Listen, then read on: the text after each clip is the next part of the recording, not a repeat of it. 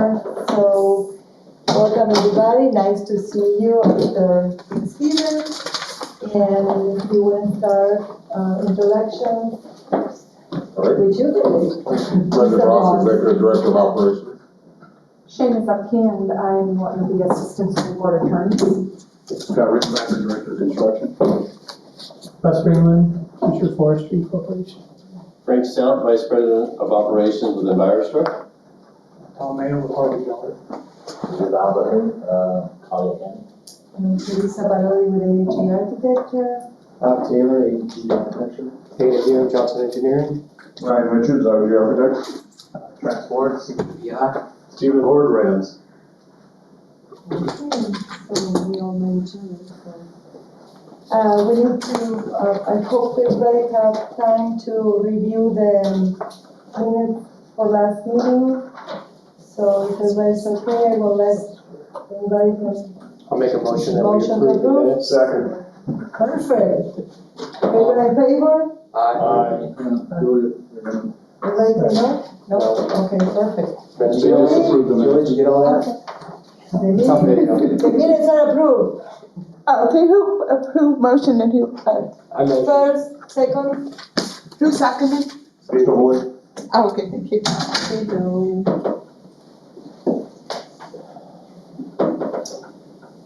So, public comments, anybody from the public?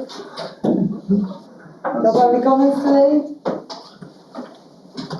So we can move with the rest of the meeting. So we invited Mr. Ross, the Executive Director of Operations, to talk to the committee about the plan of action for the school district regarding Caribbean and the school damages. So welcome. Yes, thank you. Thanks for the invitation. Definitely, want to share what information we do have. It's definitely a process. I'm sure most of you all in your contracted roles have worked with FEMA and projects with FEMA. We have our share of FEMA consultants that we've hired to assist us. Just kind of aligning with them, aligning with our procurement process, working with our legal department to really make sure that as we're beginning to do this permanent repair, and even as the remediation and sustainability was going on, that we were following guidelines, making sure that we're positioning ourselves for maximum reimbursement, whether it be from FEMA insurance, or just following our own processes. So we're very important in this process. What I'm about to, the slides I'm about to go through was presented yesterday at the board meeting. Each board meeting, our superintendent and chief of staff are giving a hurricane update. So I'm kind of piggybacking off of that. And the purpose, is to keep the community updated on our recovery efforts post Hurricane Ian.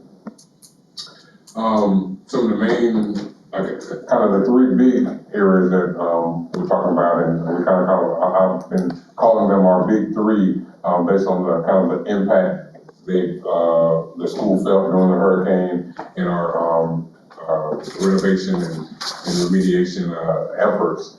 Fort Myers Beach, Hector Calcaretta, and the Sanibel School.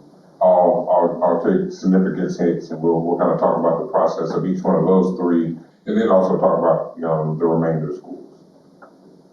So really, Fort Myers Beach, not sure how many of you have made it down to the beach yet, but it's definitely hit pretty hard with the storm surge, and the building is in very bad shape. If you know that building, that campus, building number 2 is a historical building. So also have, those implications to deal with, and we're working with the state and federal historic organizations that oversee that, making sure we're in line. There was a Fort Myers Beach town hall hosted by the board member, Crystal Trika from that area. That was earlier this week. Talked about a lot of things. They've made their kind of point known at board meetings that, they do want this school to be rebuilt. Some of the themes of that conversation was that historic building and the remediation needed there. The citizens' concerns of, wanting to act now and make decisions now on some of those remediations and renovation decisions, you know, how important that school is to that community. And they definitely reiterated that.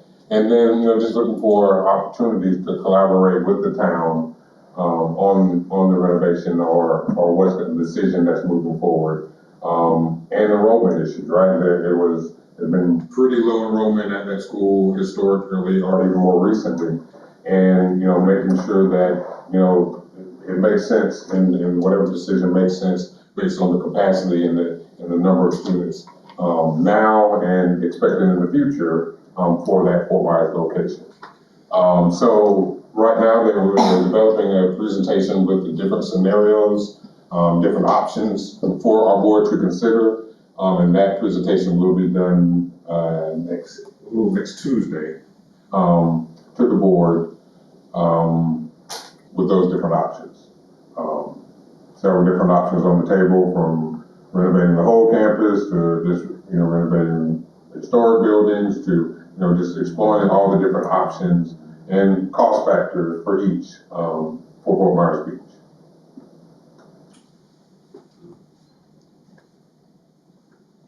Hector Cafaretta.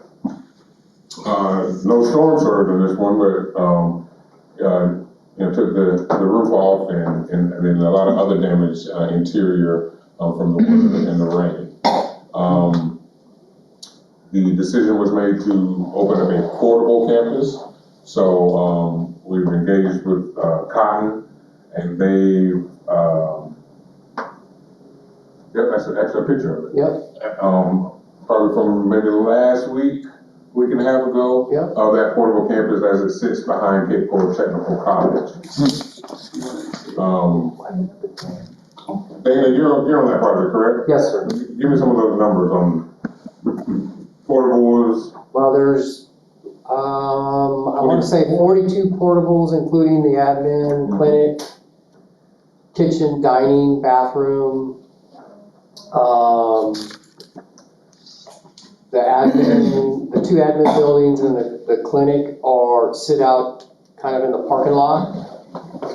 So that you've got to go through actually three sets of gates to get into the portable campus. Parent pick up and drop off will be on the north side, bus loop on the south side. Anticipating students to arrive. Bus loop. Correct. They enter through there. Correct. Everybody knows the students were split into two different schools that are not even close to this campus. The actual principal of Cape Coral Tech has two kids that are going to two different schools in two different directions. And so the key has been trying to get this up and running as quick as possible to get all the kids back onto one campus, be familiar with it.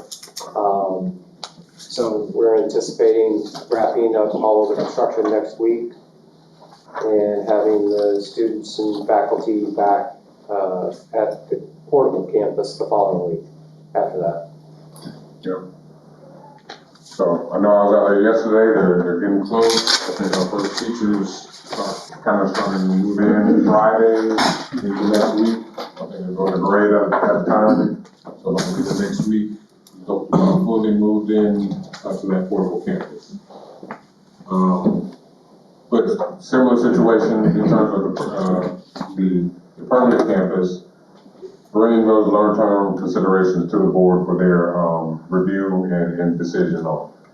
And that will be coming in January, as well as some town hall meetings regarding for that community in January as well.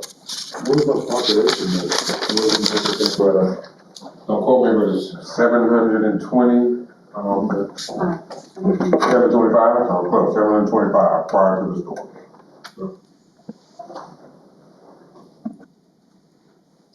And then our Centerville school,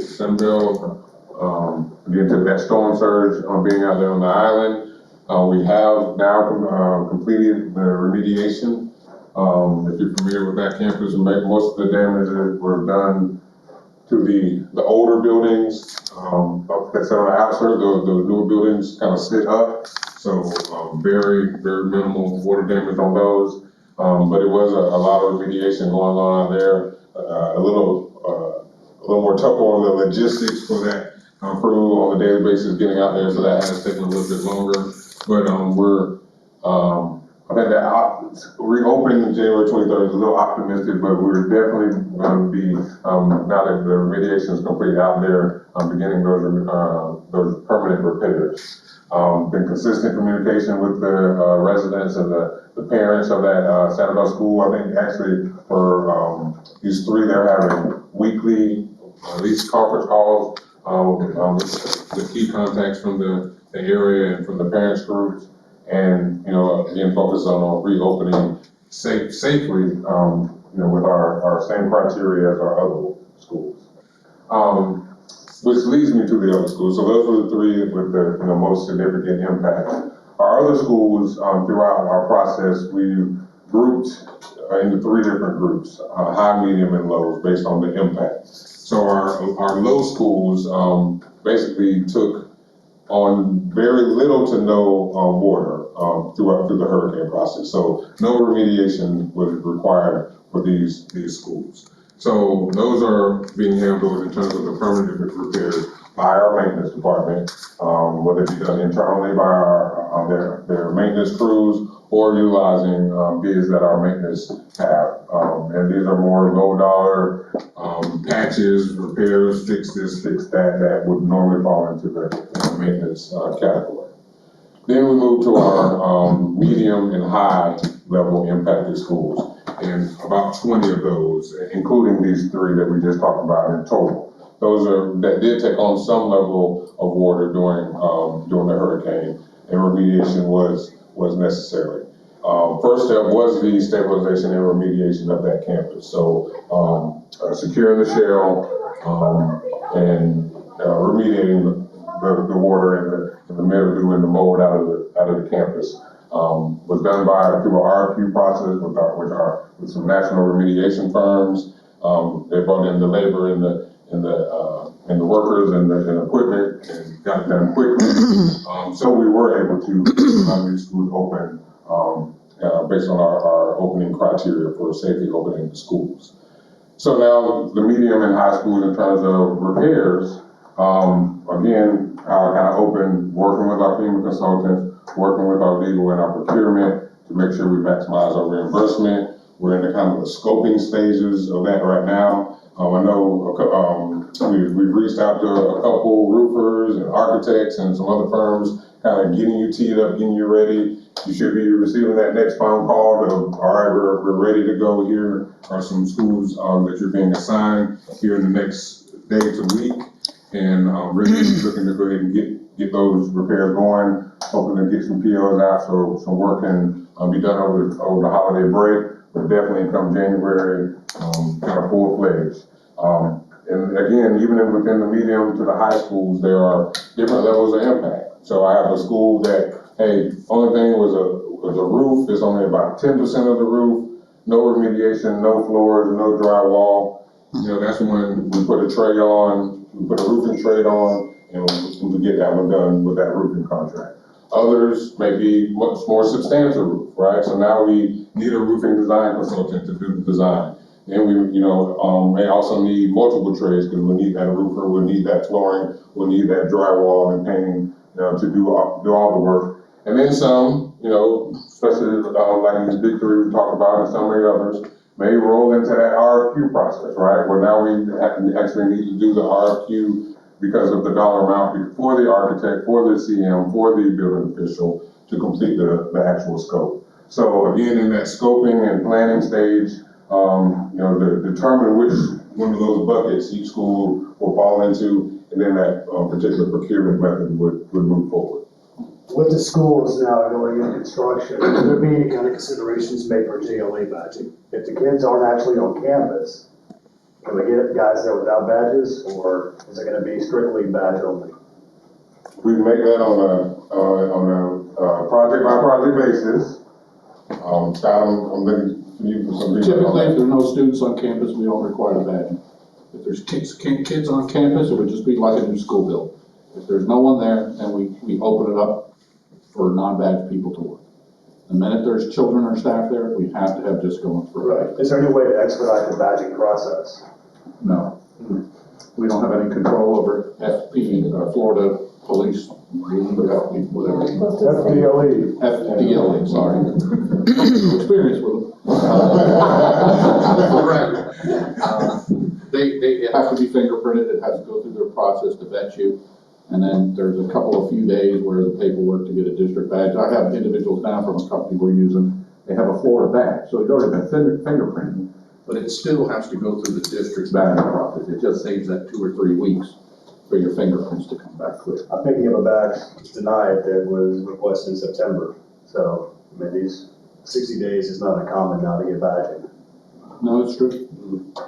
I'm sorry, you said you had a badge denied that you Not requested? picking up. Oh, okay. He was printed back in September. Oh, okay. Now, We've had a finally, policy it's come too, that if you pass the badging and all the criteria, they will, Pack and Send will give you a letter stating that you passed the background. The employee keeps that in his pocket, and if someone says, where's your badge, he produces that while he's waiting for the physical badge. So it's a temporary. Yeah, we've had that experience. But unfortunately, it's the world we live in. And, there's a lot of 3 school districts here are all using a similar process, so. Of course. And even on those clean sites, once it comes back to punch list items, school opens, you have to come back and warranty items, then that all changes things as well. Well, the biggie is when we have CMARs or architectural firms, engineering firms that win projects, immediately they should go and get involved in the bagging process. Nobody does. They literally wait till the first day we have our first field meeting, and then everybody realizes, especially if it's on an active campus, where's your people with badge? I need to go through the school, I need to serve this. Right? You know what I'm saying? Let's see. It's not just you, John. I didn't say a word. I was reading. So the best news I can say is if you're working with the people, you know you're gonna be working, the first order of business is go get your badge. And if you get a statewide badge, you pay extra, I don't know, $20, whatever it is, then you can go work in Collier, and it's a very quick process. They issue a badge because you're already done. Same thing in Charlotte. So if you're gonna do work with school districts, go get badge. But as a contractor, I'm downstream of these guys, so I don't know about that until they're actually ready to mobilize. At that point, I'm scrambling, so. Okay, may I ask a question? You mentioned that you were hoping to bring a lot of rules during the holidays. Isn't it like very optimistic considering what's going on with materials right now? It is. Very often. Okay, But we have been in touch with our roofers and, some of them have given us some assurances. I hope they are not taking it from other projects. Okay. Frederick, I have a question for you. On the Sanibel School, obviously the school was impacted, so was everything on the island. If you're gonna open up the school again to students, how are you gonna get the students there? Because there certainly very few of them are gonna be living on the island. Yeah, so. How are they gonna get there? I'm sure there's a plan. But you can have like a park and ride where parents drop off their kids and. So, not part of that plan, we have a transportation department that handles that, but I will say that, they did do something like that for, San Antonio, Fort Myers Beach right now, where they're picking them at a location at the bridge and taking them to their kind of temporary school. So there are, opportunities to do things like that. It's like a park and ride. Correct, so our transportation, they'll be creative and figure it out. But, what I was gonna say is, the key thing is we're having that weekly discussion with the community, so having those type of discussions, and I'm sure those type of questions that come up, so they can address those.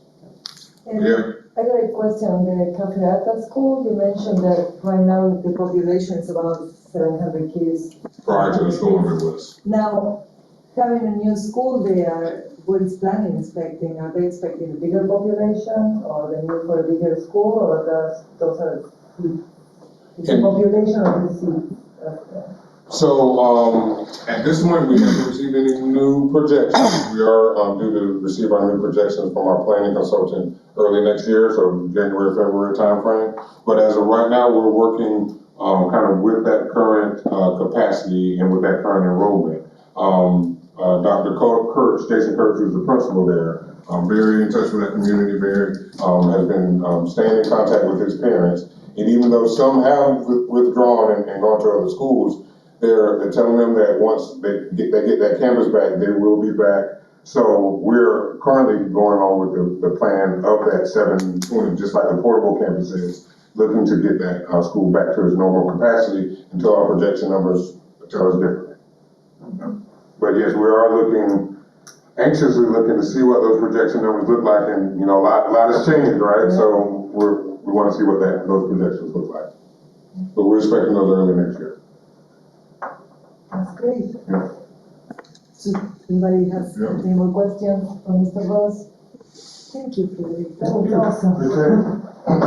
I'm still thinking that you're very optimistic with the material. Yes, I am. I admit it, I am. Might have to be a little bit less selective with manufacturers due to the availability issues. But then you have problems 3 years later. Right? So when do that- You wanna fix it in a month, that's kind of the risk you take. Yeah. Yeah, you pay it twice. So, is there in the agenda that, the assistant, the legal department in the school district, I would butcher your last name, so please. Shane is Upkeep, and I'm, again, one of the assistant school board attorneys, and I am working in business services and operations, and working a lot with the contracts, and I'm going to be assisting Ms. Dupuy Bruno. She may jump in periodically as well with, They got your number, do you have this going or did I just screen it? I just, I was on the board docs. I pulled it on the board docs.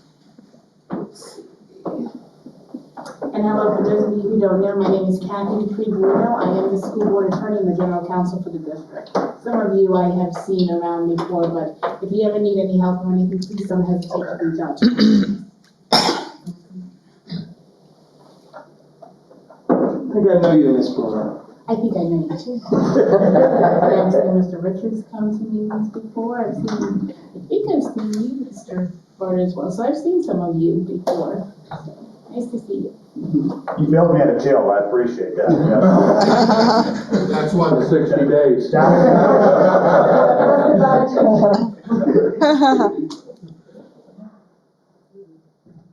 Taking a second to connect it here.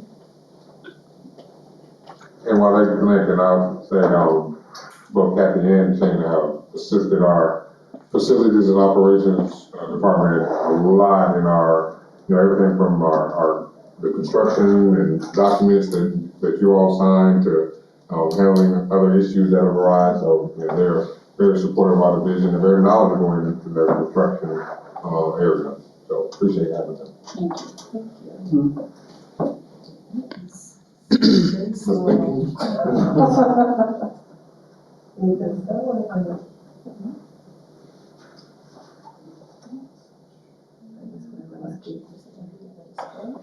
Well, it said couldn't, so at It least says try. he couldn't.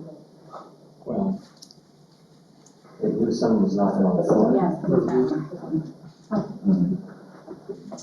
Let's try that again.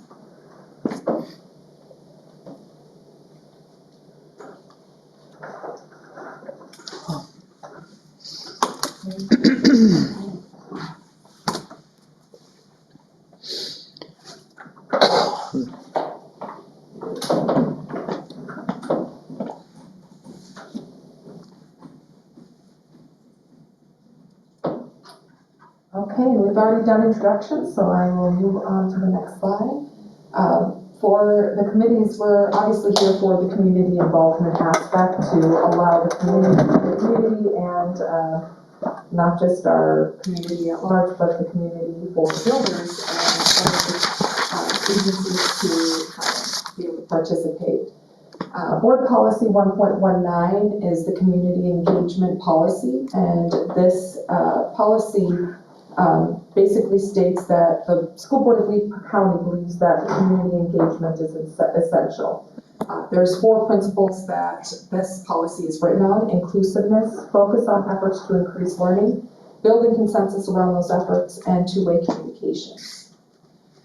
The board policy 1.20 is the community involvement opportunities. The school board advisory committees shall consist of qualified members from the community or students whose purpose shall be to provide input, advice, and support to the school board on topics that are more specific to each committee. And we are here for the construction advisory committee. So that is this committee. The purpose of the construction committee is to provide input, advice, and support to the 5-year capital plan. It should also review proposed new construction and renovation projects and review plans for compliance with safety regulations. The advisory committees all must meet in September, October, November, January, February, March, and April. Obviously, this year there's a little bit of a disruption. I think we're all aware of that disruption. We can't miss more than 3 of the meetings if you're on the committee. There's a select chair and vice chair, and we provide quarterly reports and corporate input on their subjects to the superintendent. The board involvement, there is always a board liaison, and there's quarterly reports to the board during briefings. So your board liaison this year is Jada Lansford Fleming. She's not here today. She's going to be finishing out the term of the prior board member, and I hope she's here at the next meeting to meet you. And today we're going to talk on some important subjects. This is one of the most important that we have is Sunshine Law. And this is basically the meetings and discussions between 2 or more school board members upon any issue foreseeably appearing before the board must be at a public meeting. You probably noticed the camera in the back and that this is noticed for public to attend. A discussion between members about matters that could foreseeably come before them for action using telephones, email, Facebook, blogs, or other electronic means would violate the Sunshine Law. So for you, as a member of the board advisory committee, you're subject to sunshine. So if 2 or more of you are together and you're talking about what you're going to talk about at this meeting or what you're going to vote on, you're in violation of sunshine. So you need to be very careful. That's why we put this slide in, because you are part of the board advisory. Who's doing it? Who's talking over there? I see you. Now I warned you as your attorney, right? As long as you get him out of jail. It's only a $500 misdemeanor fine. And we'll show that slide in a moment. Board advisory committees are more than fact-finding. They're advising the board on things that may come before them for action. All meetings of any advisory group must be open to the public at all times, properly noticed. All minutes of such meetings shall be promptly recorded and open to the public inspection, and all records must be maintained. Meeting participation via electronic means. Members may participate in meetings using interactive electronic media and decide how you want to proceed at your first meeting. So obviously with the pandemic, that has really been opened up. Zoom meetings, other types of meetings. We're here in person today, but that is what it is speaking to. No meetings through use of intermediaries. The Sunshine Law is violated if a person who is not a committee member acts as a liaison between members through which a de facto discussion is conducted upon some matter on which foreseeable action will be taken. Again, this is case law, but some subcommittees and breakout sessions where some of these things have come up is Florida Citizens is a case that has kind of been made famous, but it's, again, such discussions include collective inquiry and discussion stages. I don't know, Kathy, if you want to state a little more. Let me explain what this is. So if you decide to have a subcommittee, and you decide to talk about a particular project to come bring back to your board advisory committee, that subcommittee is still subject to sunshine. It has to be open and noticed to the public, so you can't have any meetings whatsoever in what we call the shade. It all has to be through open governance, which is the Sunshine Law. Okay, so that's what this is talking about. Another, breakout sessions violate the openness and requirement of the Sunshine Law, which used during the government's decision-making process. Again, that's a subcommittee for this. We should. Yeah, you really shouldn't. But I do have some board advisory committees that are larger, that do have those little subcommittees, and they always make me lose sleep when they meet. But just so you are aware, because you never know what may happen, you may decide that you want a committee to kind of evaluate one particular issue and come back to the larger group. Well, and I think that one of the key aspects to being in the sunshine is the public advertisement, right? You have to be in the newspaper for 3 weeks, and that's kind of the, you know, the sticking point. It's not gonna be quick, it's gonna be advertised that anyone can show up. And make public comment, and exactly, you're right on point, Mr. Richard. And in the Linares case, this is really where it emphasizes the importance of keeping discussions open in the public at all times. And that also indicates like whispering and note passing are not permitted. That's really important. So I can talk to Scott, because he's not really a board advisory committee member, he's your liaison, but you guys can't talk to each other. That's a violation of sunshine. Or you can't write a note and say, hey, what do you think about this? That's a violation of sunshine. We can have a coffee and discuss football, right? You can talk about football, so remember what it is, anything that comes before you to make a decision on, or that foreseeably can come before you. So you can talk about clothes, you can talk about food, you can talk about all that. So the key word is that foreseeable action will be taken.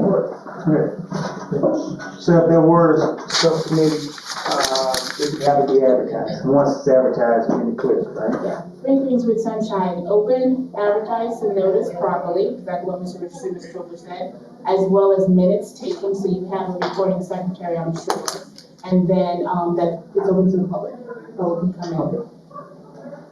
So an example might be, if I may, sending text messages or emails between more than one board member, meaning 2 or more, speaking about Frederick's presentation on the hurricane. That might be a violation of sunshine.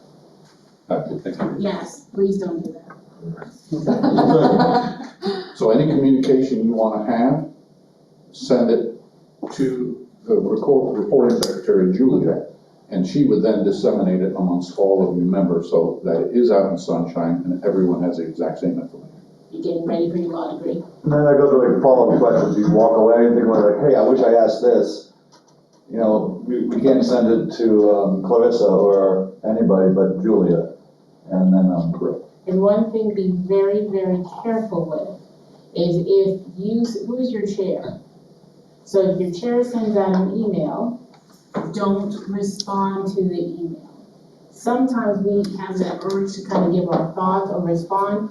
That is a sunshine violation. Just sending out an email to the group with no response, that's okay. It's as soon as that engagement takes place, that's when you have that sunshine violation. So it's better to make sure your secretary, whatever you want the secretary to disseminate to the body, and then the body just don't respond, wait till you get to your meeting to be able to have the discussion. And that violation is because there was no advertisement.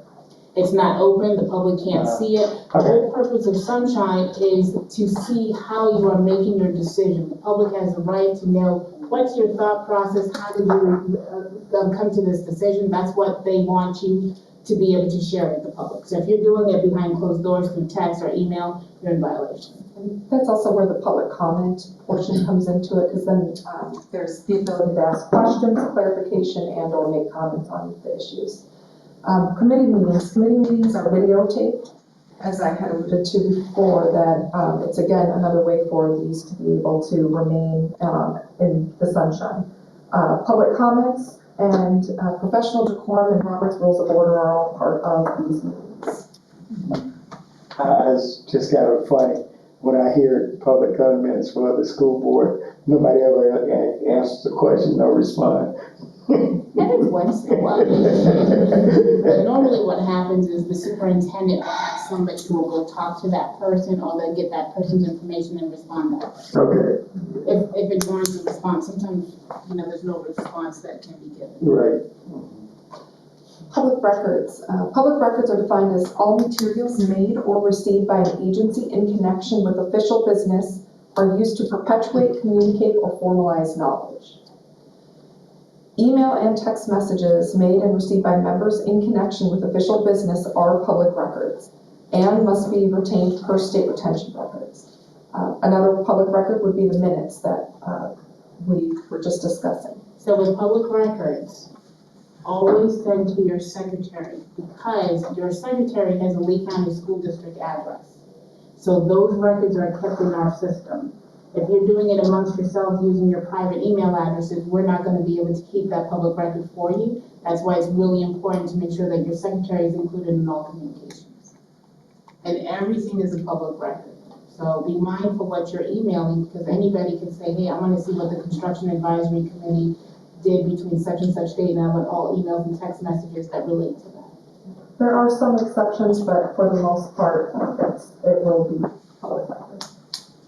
Parliamentary procedure. These are some of the principles of parliamentary procedure. All members have equal rights, privileges, and obligations. The majority vote decides. The rights of the minority must be protected through this process. There will be complete and free discussion of every proposition presented for decision, and it is an established right of the members. Every member has the right to know meaning of the question or motion before the assembly or the board, and what the effect will be. All meetings must be characterized by fairness and good faith. So just kind of going back to some of those, the complete and free discussion, that's why when there's, which we'll get into a little bit further when we go through the Roberts rules, where if a motion is made, there will be a pause for that discussion. So if there's questions or clarification that are needed, every member has a right to make that at that point. Chair's responsibilities.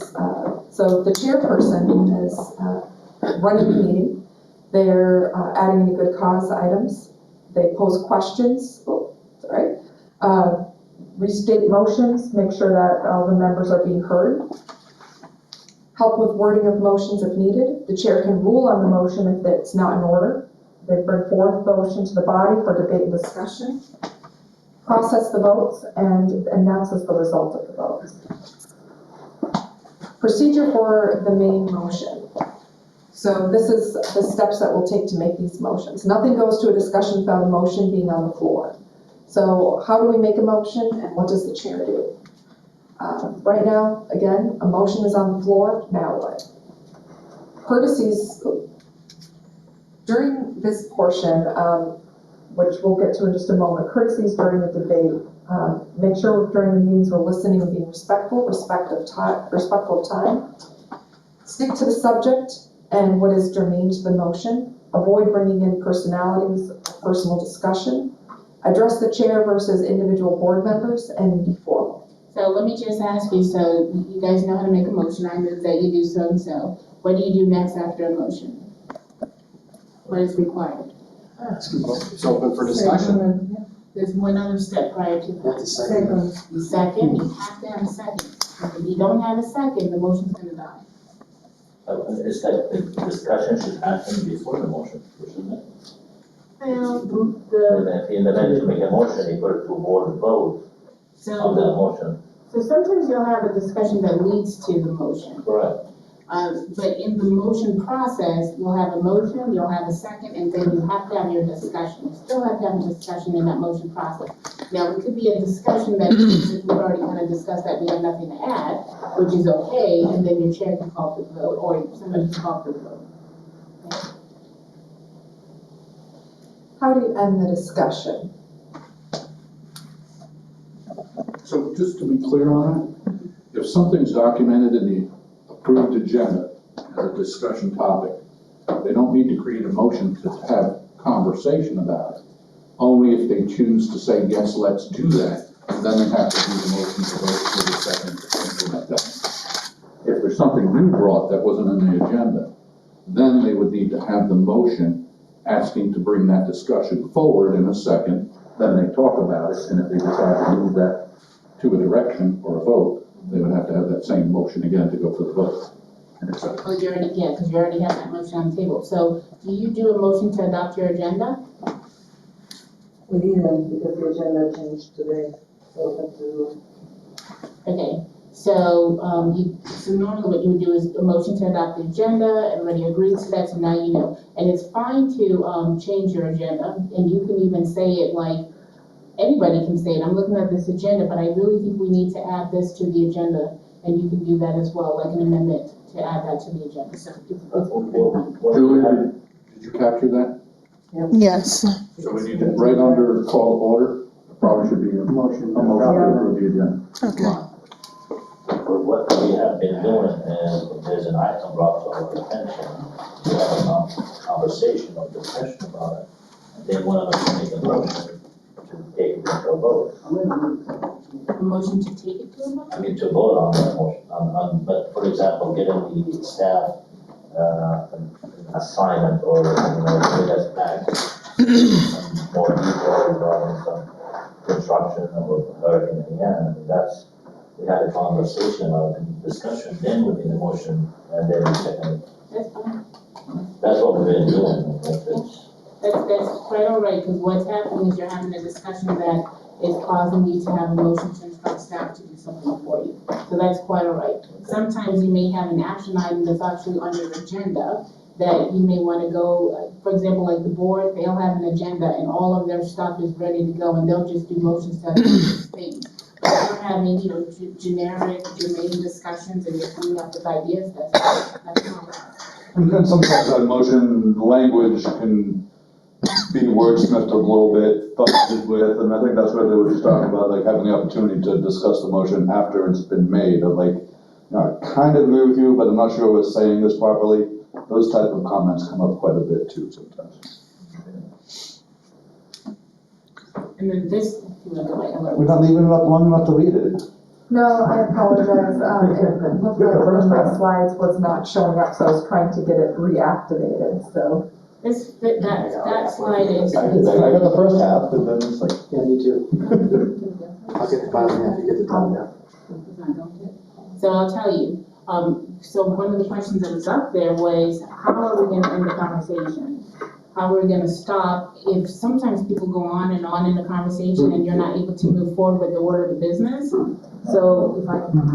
That person's not here.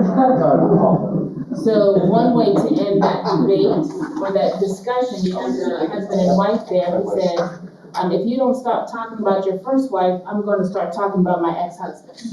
So that's one way to end the conversation.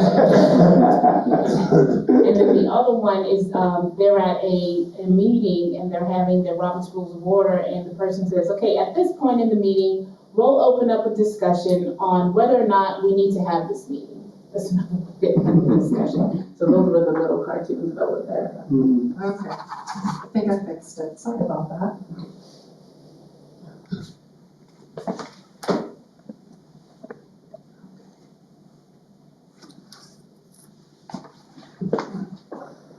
So again, I know that was already kind of discussed, but limiting debate, where do you want to pick up? Limit debate, yeah.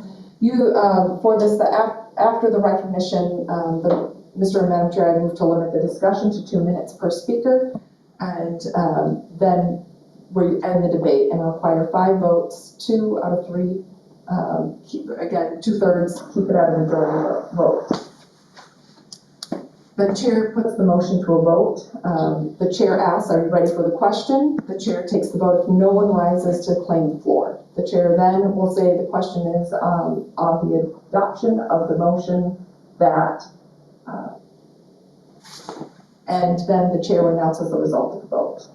The chair carries and will state the number of the votes and to the number of the participants, indicating the effect of the vote or the motion, and then again stating the number of the votes for to the number of the members who participated in the vote. And I would just say, Madam Chair, when you are doing this part, it's extremely important that you restate the motion, because your secretary has to be able to record that properly, whatever that motion was. Sometimes that is one of the problems that advisory, any organization can have, is not have accurate records, and that's one way to help with that.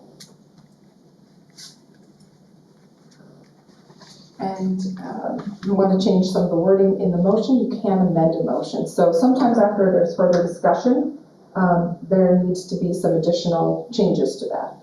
So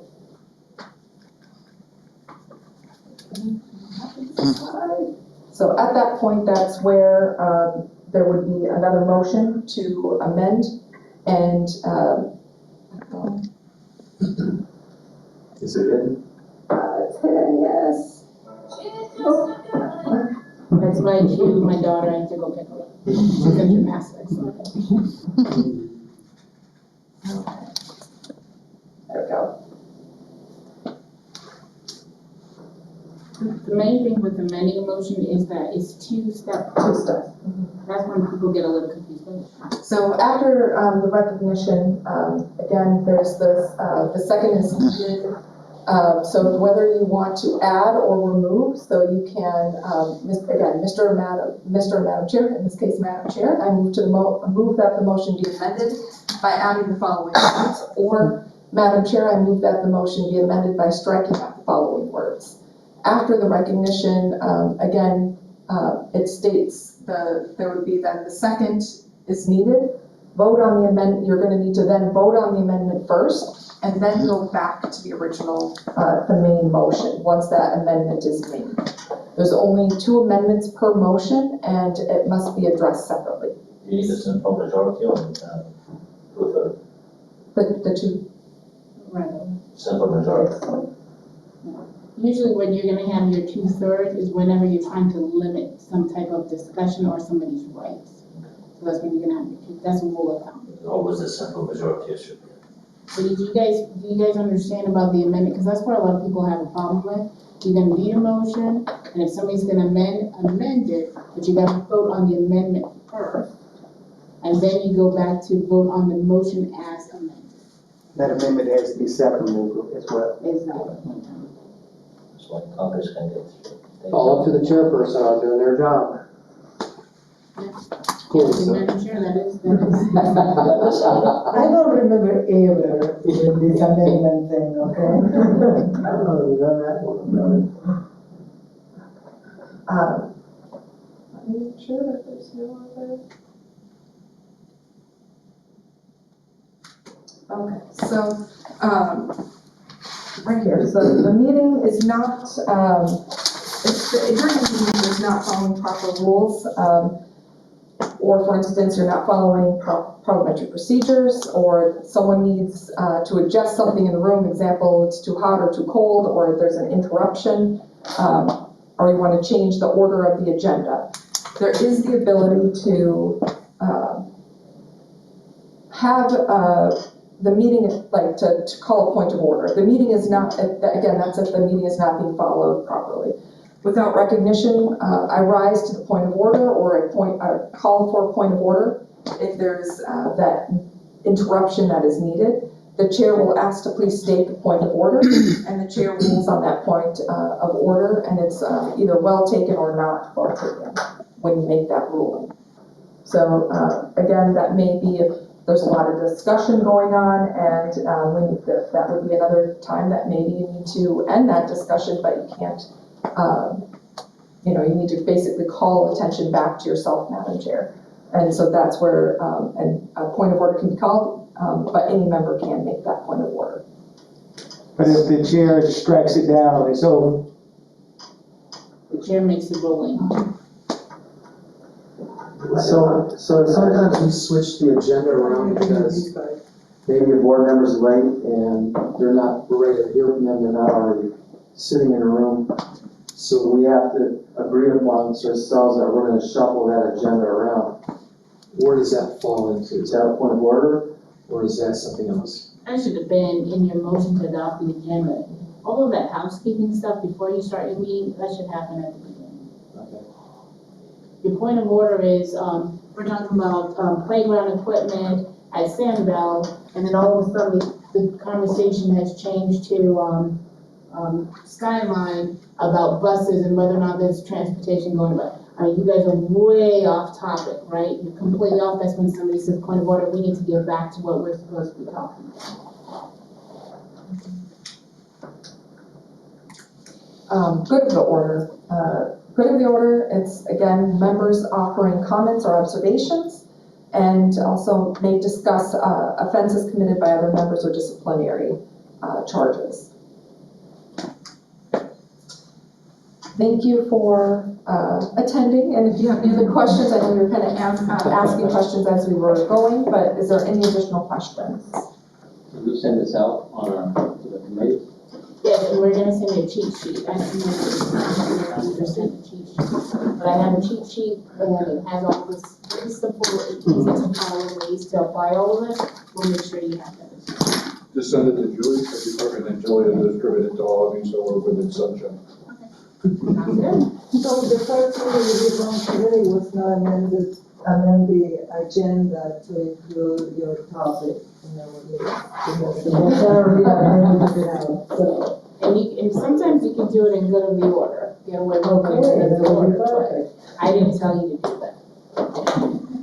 We wanna make sure we do it the right way. You know, it's small group, do the best that you can, we really want you to follow Robert's rules, just because it helps you meet and helps you get and accomplish, but it's your group, you do the best that you can, it's not always your company. Do I need to make a motion to accept the report? This is for information purposes only, so it's not an action item. Well, thank you so much. I really appreciate it. Thank you for being here today. It's my second time, so you will have to be patient with me. So I think that with that, do you have any questions or anything? Nothing, so we can move to the good of the order. Starting there.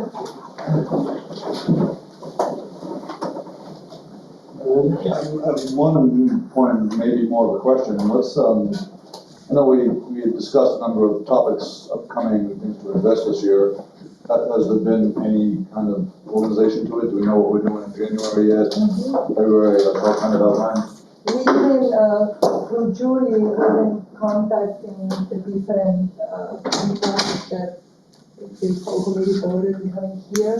And, my Italian account, Julie, she told them information that the idea was for January to have a planning coming, the solar was also open in talks. But, the idea is all of the topics that we pick, having each meeting, one of those topics and putting the agenda. Right. Yeah, I was just wondering if there was any kind of monthly lineup. So can we get, Maybe, maybe at the next meeting, get a list of when we're gonna talk about certain topics and then agree on it? We did that last meeting. It's in the agenda, it's in the minutes. You were not here. Yeah, I was. You were? I was the one who made the motion to have this meeting. Yeah, we have a list, we have a list That was of a topics. mistake. Well, she wasn't here. No, we have a list, we have here invite the planning department, discussion about the battery islands in the schools, outcome of the solar presentation, meeting to discuss with the committee, how the committee can assist the district with the So recommendations. we're gonna do them in that order? Is that the game plan? If the people who supposed to come and give the presentations have time in their schedule. I thought we talked about No. dividing all those topics throughout, for the next 4 or 5 minutes. Jam them all in one meeting. oh yeah, it's too much to No. cover in one. It will be, if there are more topics to bring to a committee, it will be great. Last meeting, one of the things was, well, we don't wanna have a gigantic list this year, sure, but I always welcome more topics, I'm sure everybody. So then the meeting in January is gonna be to discuss the student demographics and the impacts to the schools. Mhm. Okay. If, planning accepts the request. Yeah, I believe someone from planning that will be here in January, from what I understand. Now, Dana, if you want to make a motion to add more topics to the discussion, or maybe next meeting, bring more topics to the table, that would be great. Yeah, I think that would be, good of the order if somebody has some other topics that they want brought up. They can bring it up at that point. We are in the way of the order. Yeah, no. No, I was just curious about the order that we were gonna be doing it, so you. Yeah. Yeah, that's exactly my question Yeah. too, is like, we going down the list sequentially, or? We were trying to go down the list. I know that Julie's been contacting different people. I know that the solar people have some issues, so I'm sure that depends on their calendar. I think that at the beginning we talked about having planning as earlier as possible, and I also think that planning say that they need time to prepare, so. That Julie's. Point of order, Madam Chair. Now I was just trying it out, make sure it works. So, if I'm hearing you guys correctly, you have in the meeting minutes a list of topics you potentially want to talk about. Did you all rank them in a priority of which one comes first? Why don't you just, I would suggest that maybe you have a vote to prioritize those, and then that way myself and Julia can be prepared and have those people scheduled up for the meetings consecutively. Well, that's the challenge is, what I'm already hearing is, we don't know if planning's gonna be able to make the first meeting, we don't know if solar's gonna be able to make their meeting. I'll make a motion that, based on the meeting minutes from last week, that the order of discussion will be, January will be on the changing student demographics and the impacts on schools. The February meeting will be discussion about the barrier island schools and whether it makes sense to continue having public schools.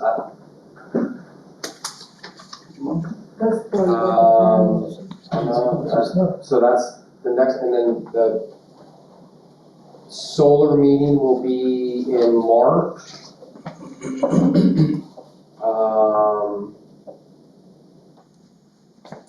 April meeting is to be determined. But I'm wondering if this committee should provide input on the barrier islands before February, because it sounds like, based on what Frederick was talking about, the decision's gonna be made in January.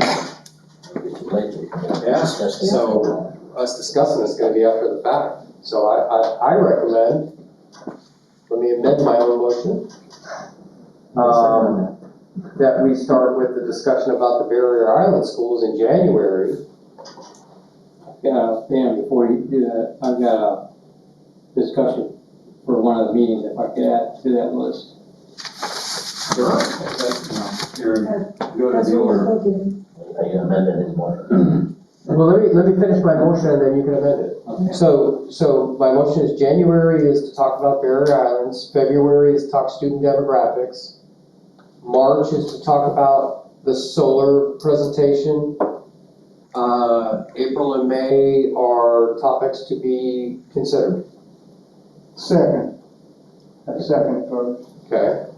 I wish to amend your motion there. Okay. I'd like to add a topic there we can probably fit in any one of those meetings, but I want to get some feedback from the construction department on closing out projects for construction managers. Obviously, we hold 5% retainage. That's affecting a lot of little guy subcontractors for a long time. And these CMs aren't finishing these jobs and completing as they should be contractually, and they're looking for more work.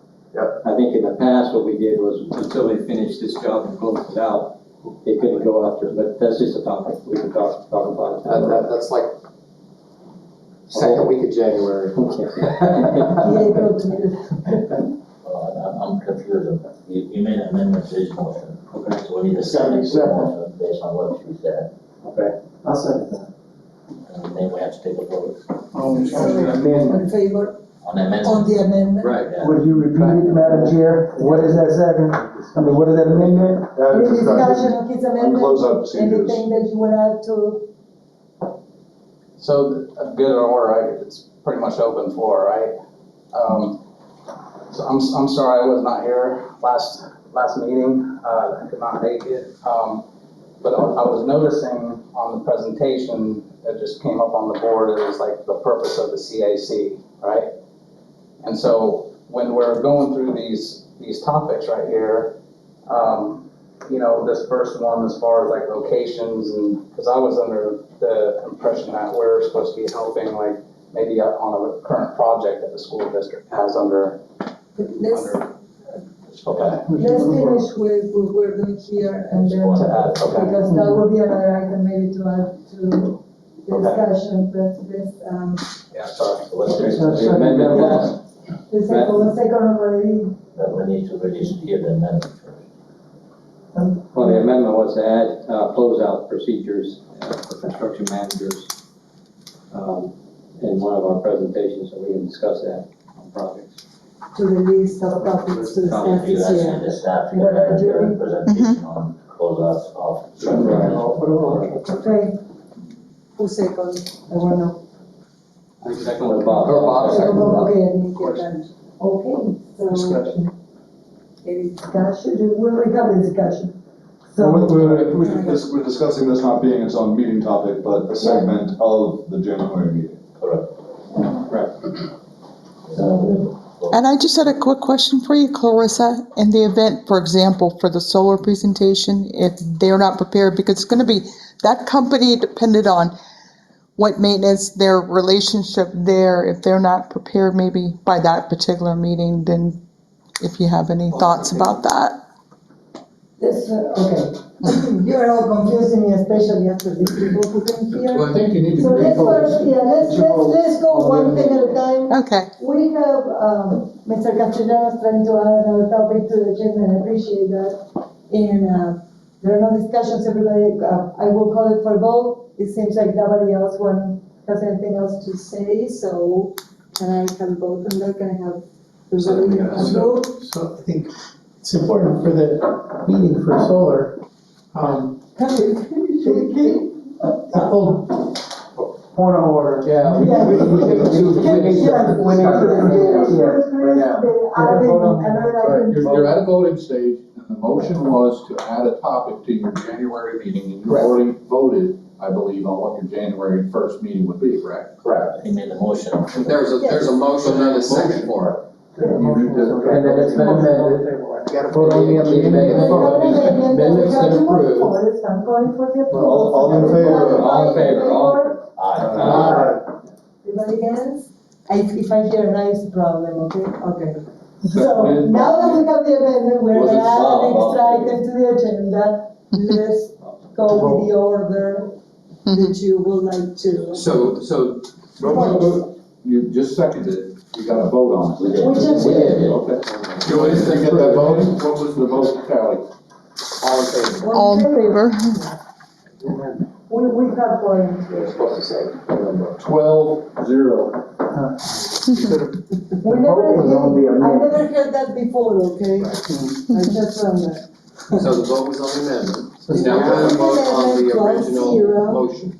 Could you please proceed with your original So, so the motion with the amendment is for the January meeting, we're gonna discuss the Barrier Island schools and closeout procedures for the GCs. February is gonna be changing student demographics. March will be the solar presentation pending prior, whatever, availability, however you wanna say it, that the solar folks can present during that meeting. And then the April and May meetings are topics to be discussed, To be discussed. to be And we determined. can determine those Yes. in February meeting. Right. Okay. Okay. Madam Chair. Are we gonna have an amendment? But the January, we missed the planning. Planning, Yes. Well, no, we're gonna push planning. planning to To the February. February. We're gonna push planning to February so that we can deal with the stuff that's. Okay, so that's your motion. Correct, I second it, I second it. Okay. Okay. You vote? Discussion. Any discussion? It's good to know. Yeah.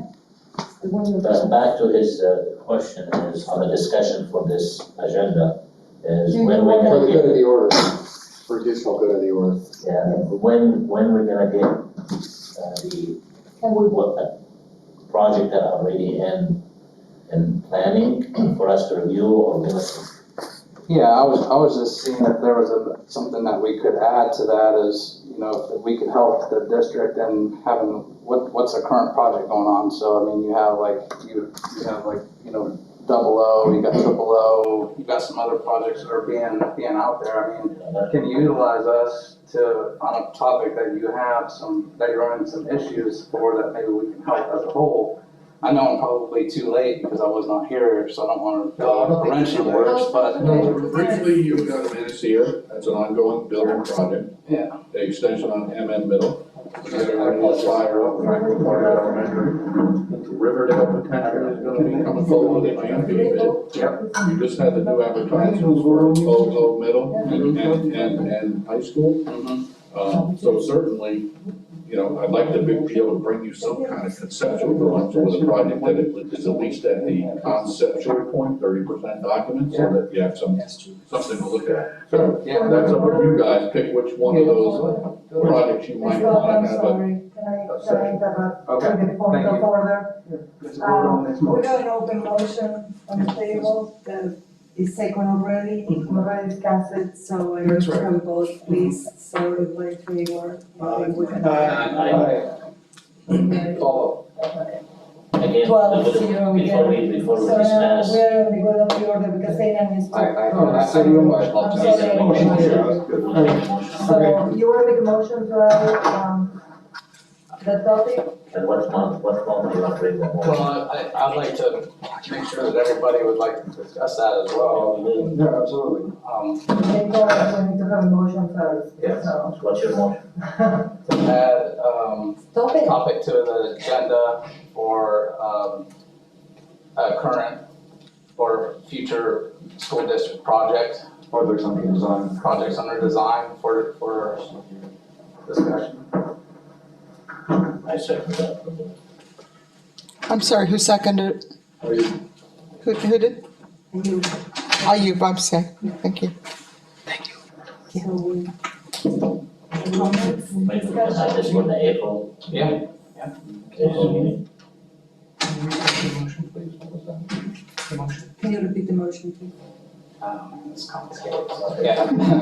So No, moved. yeah, so just adding to the board agenda for the topic for April, to add one of the current, projects that the school district that's under design right now, to see if there's any way that this committee could help, with any of the challenges that they're facing with those projects.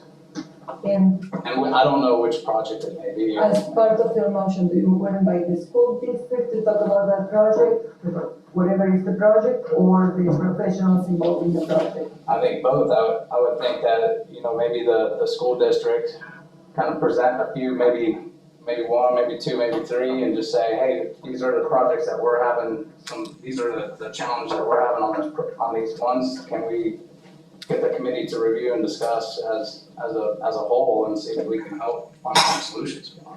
We can have further discussion on that Well, we can go at January's meeting too. Yeah. So maybe we do a little bit of homework and have, kind of a thought that, you know, we can make a placeholder, like we plan on doing that this year, but exactly what projects and exactly when might still be a little bit, still have to be figured out this minute. Yeah, Does that make sense? Okay, Yep. makes sense. So we will take on already discussions. Can we vote to add that and to keep the discussion further? All in favor? Aye. Anybody opposed? No? Again, 10-0 this time. Okay, so, it's starting out for the good of the order. This is a rocky start. I think I'm gonna get this back to it. Before everybody goes, you gotta vote to adjourn the meeting. Well, it's not over, it didn't get down to us yet, you still got points. We still have, yeah, good of the order. I just want to say, when Dana did the number of, there was one left out. There's a subject on our past meeting minutes that was talked about. That was, Art had made a suggestion of presenting historic analysis he did last year to the district. So that was one of the topics that Dana did mention that was in the list we had from the meeting minutes. So would you like to add it now? I'm just bringing it up, that nobody mentioned that. I'm not making a motion. So, okay, So we can do this next meeting. I think the I'm just next bringing meeting it up. we'll have to go through the. Just, we could amend the meeting, the agenda next meeting, and all this. Yep, I think we need to, last meeting there was not too much input and That's what happens when you bring lawyers to a meeting. I'm giving this back to Brian. Cheat sheet's gonna be 10 pages long. Okay, so anybody else Can I have a motion to adjourn the meeting? Let me, one thing. Oh, no. You scared me. So, you know, I'm in a lot of meetings like this here, and I'm a member of a Baptist church. So when we have meetings, they fight, not physically, but they would. What we're accustomed to is like, doing the good of the order, you just kind of speak to most issues that you have a concern about, but in terms of, having motions, you normally do that during the body of the meeting. I agree with you, Yeah, but okay. after the conversation that we had today, the kind of very long restrictions what we do, she also was clear that we can have our own rules on certain stuff, and I'd like to have a bit of order, we can be more free. You can do it during that time, but that ain't what it normally This does. is the moment that we can discuss a little bit stuff, and I don't know if there will be any wrong. I think the intent is that Okay. not one person directs the actions of the board, that it is a communal direction. That's right. Yeah. I understand what you're saying, it's a lot easier to just have normal discussion and review of blueprints and conversations about it. But before an action or a direction that you guys are recommending takes place, you have to have these things put in as a motion, seconded, discussion. Yeah, but if everything will be in the Voted upon, will be and then it becomes then. an actionable item, and it gets recorded. Mhm. Yeah, that's cool. 100% issue. If not, it's gonna be a very long meeting, so please have a motion to adjourn. Motion to adjourn. Second. Who motioned, who adjourned? Clarissa, who motioned, who adjourned? 1, 2, 3, 4, 5, Motion to 6, 7, 8, adjourn. 9, 0. Tom Mayo. Tom Mayo, who motioned? It's back to Ryan. Okay, I'll. Second. Oh, thank you. Good job. Yeah, sure. You people are